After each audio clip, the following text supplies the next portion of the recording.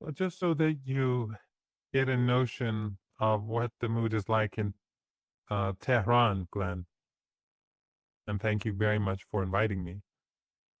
This morning, I've been busy with my colleagues in my department interviewing prospective PhD students. And the city is huge, and I did not hear any of the airstrikes that took place. There were, I think, two or three airstrikes that have taken place in Tehran, uh, maybe three or four, I don't know. But but I didn't hear any of it. And we were just busy doing our interviews, which finished about an hour ago. And so now I'm not really up to speed on the news on my way here. I read a bit, but my understanding from my discussions with friends who are better informed than I, Iran has the upper hand, and the Israeli regime is not doing well. And the Iranian missile strikes have been very effective. And last night, of course, Iran fired, I think, 5 waves of missiles. And since then, they've been firing large numbers of missiles. I think it's probably approaching 100 by now, 2:30 in the afternoon, Tehran time. So the situation, I think, is not going well for the Americans, and I think even and the Israeli regime, and that's, I think, pretty clear by Trump's tweet or his post on Truth Social to end this immediately because his allies are not doing well. But this, I think, was an important event since the United States, obviously, in its negotiations with the Israeli regime and its proxies in the Lebanese government, it clearly had no intention of bringing about a ceasefire in Lebanon, and it just wanted to dismantle the resistance and allow the Israeli regime to maintain its presence in the country. And the Lebanese president, the Lebanese prime minister, were both unpopular figures. In the last parliamentary elections, where the Hezbollah allies did the best, the president, his people did, I think, got 1/3 of the votes of the Hezbollah coalition. But it doesn't have a popular mandate, and the negotiations with the Israeli regime, which are illegal according to Lebanese law, they the only fruit that they bore is the bitter fruit of death, because hours after the meeting, or shortly after the meeting, and after just hours after an interview that the president of Lebanon made on CNN attacking Iran, the Israelis bombed a convoy of the Lebanese military, murdering a, um, a lieutenant general and his companions. So it just shows that appeasing the regime does you no good, even when you do what they want, you give the concessions that they want. The very fact that the Lebanese regime, the Lebanese government, the installed president, prime minister, the very fact that they carried out these negotiations against Lebanese law was a concession to the Israelis, but they got nothing in return except for the death of their soldiers. And of course, the Israelis have no intention of walking away. So in that interview where he attacked Iran, it was ironic because the only country that is supporting Lebanon in the face of these violations of the ceasefire and this mass slaughter in Lebanon is Iran. What the Lebanese government is doing in Lebanon is basically preventing the refugees from traveling around the country. They won't let them go to different parts of their own country. They're cornering them, and they're trying to make this sectarian. So Western NGOs in Lebanon, Western embassies are encouraging their people not to allow the refugees, who are predominantly Shia, but the supporters of the resistance are from all religious backgrounds and from all walks of life. But they're telling them not to allow them into your neighborhoods. And the Qataris and the Saudis, through their proxies, are doing the same. So they're trying to prevent the supporters of the resistance who lost their homes from from finding refuge. And as a result, some people have died because they were forced to go back to their villages in the south, and then they were bombed and killed. So the Lebanese president and the prime minister have a lot of blood on their hands. And so the Takfiris, the Al-Qaeda government in Damascus, they are working with the Israelis to keep the border closed so that the resistance can't get assistance. The installed regime in Beirut is trying to corner them, and it's preventing any aid from coming from Iran or Iraq. So people in Iran and Iraq, they're gathering food, canned food, blankets, tents, money, but they're not allowed to send them because what the government of Lebanon wants to do is to crush the resistance. They want to humiliate their supporters. They want to humiliate really the majority of the Lebanese people. Why? Because they're proxies of the United States, because that's what they were installed to do in the first place. But despite that, Hezbollah has been striking back, and we've seen how effective they've been in such an environment, which I think is very extraordinary. And so the Iranians saw that when the Israelis wants to start bombing Dahia, that was the last place where these refugees could go. The people in southern Beirut, of course, in large numbers, they're large in number, and then all sorts of refugees from across the south went to Beirut. And what the Israeli regime was planning to do was to level the city. And it's quite stunning. We live in a day and age where, since I was a kid, I remember how Western governments always pretended to support human rights. The last 2.5, 3 years, of course, every day has been an eye opener. But Western media, Western governments say nothing about the Israelis wanting to carpet bomb Beirut and to level the city, as they would say themselves. So the Iranians saw that the West supported this, and that the Lebanese government was supporting this, and that the Al-Qaeda government in Syria was supporting this. They said, no, we can't let this happen. And so they said that if the Israelis bomb Beirut, we will strike the Israeli regime. And the interesting thing is that for 3-4 days, I guess, I don't know the exact timing and the exact amount of time, but the Israelis refrained from striking Beirut. But as soon as the Pakistani Minister of Interior came to Iran with the message, and of course Pakistan is the mediator, the Israelis struck Beirut. So it's clear that the Israelis do not want to see any progress at the negotiating table between Iran and the United States. But in any case, in response, the Iranians felt that they had to retaliate, that they had to strike the regime. And I'm surprised that some people inside the regime thought that Iran wouldn't retaliate, that Iran wouldn't strike. And again, it just shows how ignorant they are, how the Mossad doesn't really have a grasp of reality and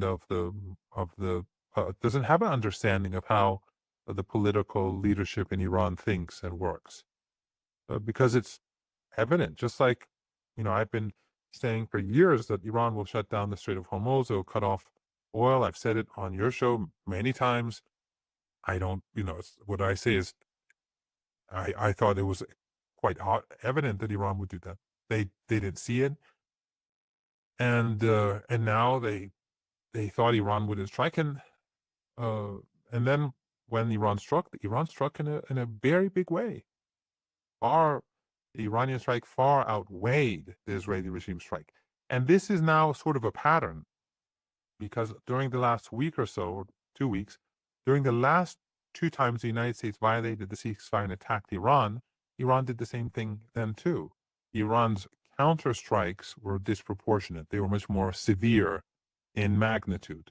So on the 3 last occasions, the Iranian responses against the United States U.S. aggression, and this against the bombing of Beirut, the Iranian response has been far larger than the original strike. So I think there's a lot that can be read into that.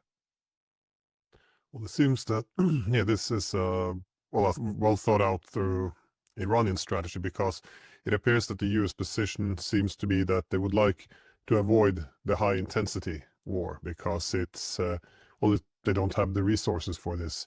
Also, they would like to maintain some escalation control. But during all these peace talks, well, one gets often the impression that the key objective isn't necessarily to put an end to this, but to bring it down to a lower level. That is, yeah, get the fighting to an end and then gradually go a little bit up the escalation ladder on favorable terms. So, put a little bit of blockade on Iran, maybe strike a port here and there, and all the while trying to minimize the opponents, well, which would be Iran's retaliation.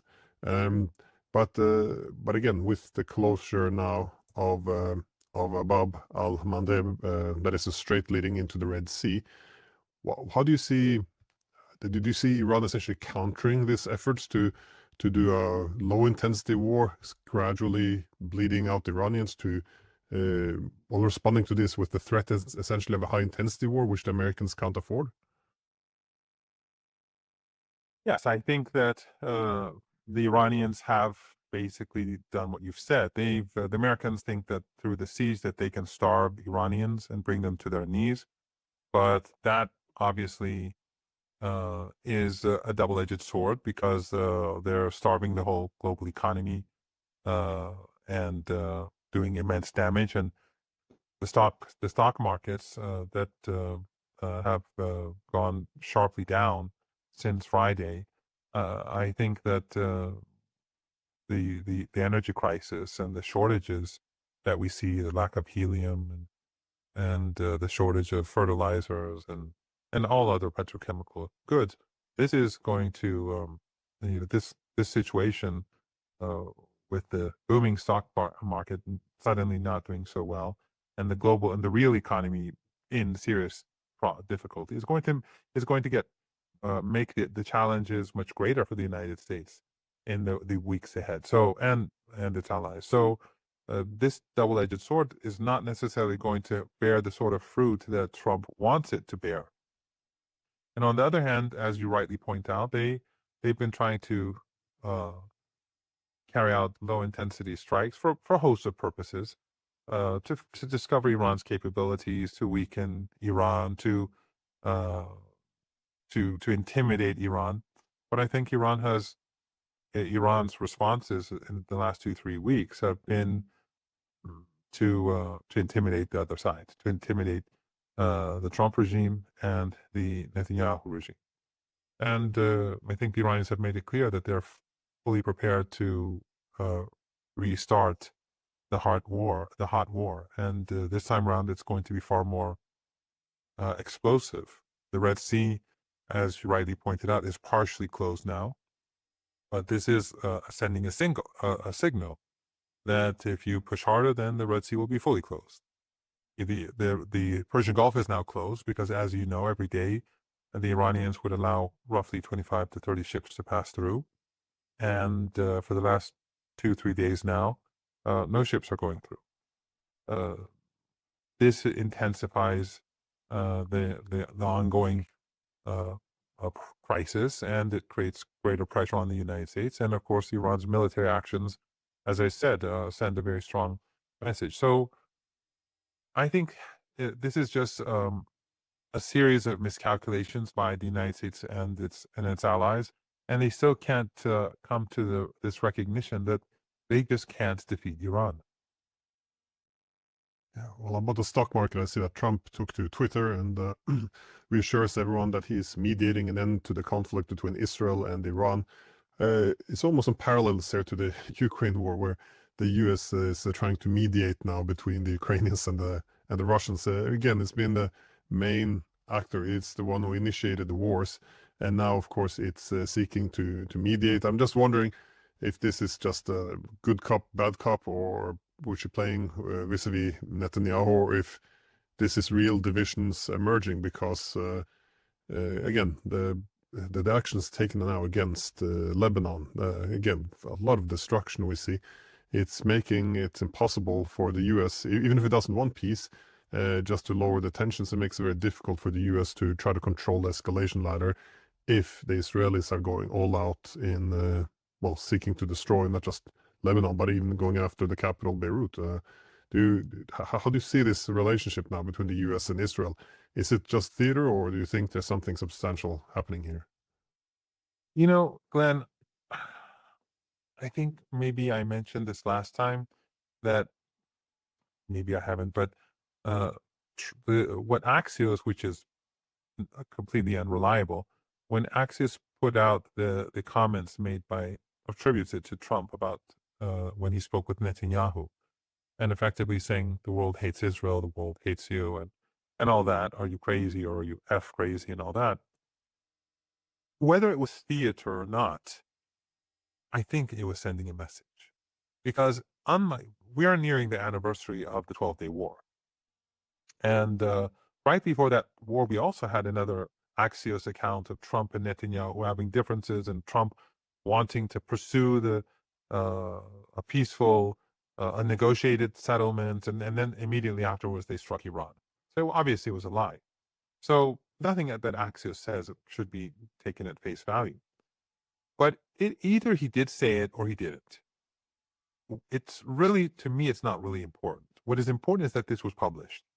And this was not a publication of not an announcement of some sort of uh, split between Netanyahu and Trump about what to do. This was a statement saying Netanyahu is despised, and because of him, Israel is despised, and that he's crazy. And Netanyahu took a big hit in Israel because of that. His opponents attacked him, his political allies attacked him, and I think he was damaged in the United States and elsewhere too, because many people saw the Axios report. I think that this is, in a sense, an attempt to weaken Netanyahu, not Israel. I don't see any space between the Trump regime and the Israeli regime. But I do think that since the elections are approaching, maybe some Zionists in the United States, the Epstein class, the Zionists, the Israeli firsters, I think maybe some people among them want to get rid of Netanyahu because they see that the image of Israel is being destroyed. They see that Israel is being delegitimized in the eyes of the world, and that they need a facelift. And perhaps if someone comes and takes over and Netanyahu loses the election, they can give the opponent. Netanyahu's opponents are just as genocidal. It's a genocidal country, according to their own polls. But, if someone else comes, they can give a facelift, and all the media outlets could blame Netanyahu for all the ills and wrongs. They won't say genocide, but whatever. And then they could try to create a new image for a new leader. That's what I was thinking. I think the only useful thing for the political regime in the United States and in Israel to come out of such a report, especially since apparently multiple sources gave this information to Axios. The only useful thing that can come out of this, from my understanding, is that sort of agenda. Now, here again, we're seeing that Trump is saying, I'm telling him not to attack. He's wrecking the peace agreement. Why would he do that? Netanyahu strikes.